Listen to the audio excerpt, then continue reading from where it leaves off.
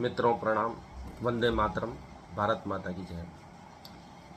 जीवन के अंत में आइंस्टीन अपनी बनाई हुई थ्योरियों पर शंका करने लगे थे कि वे गलत भी सिद्ध हो सकती हैं, लेकिन अवचेतन जो एक बार हल निकालता है वह 99% सत्य होता है।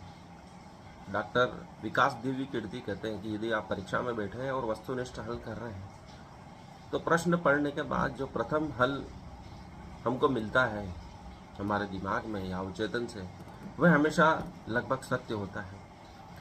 हम वापस उस प्रश्न को पढ़ के कोई दूसरा उत्तर टिक करते हैं तो उसके गलत होने की बहुत अधिक संभावना रहती है, क्योंकि अवचेतन में वे चीज़ें समाई रहती हैं जो आपको पहले पड़ी हुई है और वह अचानक कौंधती है जब आप प्रश्न पढ़ते हैं।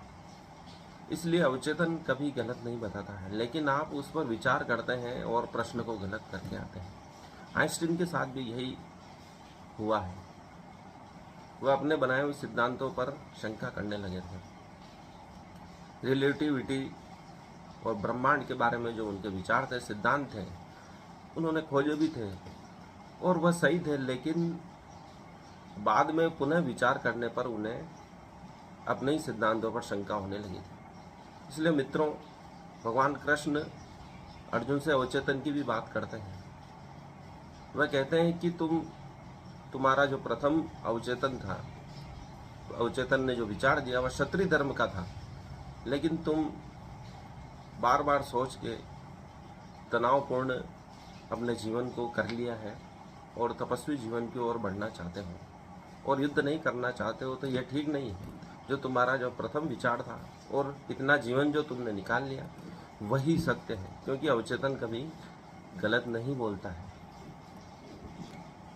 जीवन के सर्वश्रेष्ठ हल हमारी आत्मा अवचेतन ही देते हैं। इसलिए गांधी जी प्रार्थना में जाते थे ताकि अवचेतन उनको कोई जवाब दे।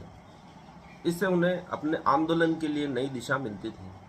बार बार प्रार्थना पे बल इसलिए देते थे क्योंकि अवचेतन उस समय ज़्यादा सक्रिय होता है। असहयोग आंदोलन और विभिन्न प्रकार के जो आंदोलन है, नमक कानून तोड़ो आंदोलन, ये सब उन्हें अवचेतन से ही दिशा निर्देश प्राप्त हुए थे, ऐसा उनका कहना था। इसलिए अवचेतन जो सर्वप्रथम हल देता है वही सत्य होता है, सर्वश्रेष्ठ होता है, ऐसा कृष्ण अर्जुन से कहते हैं और हमारे लिए भी यही सत्य है। इस क्षण हमारे लिए सबसे ज़्यादा जरूरी क्या है? हम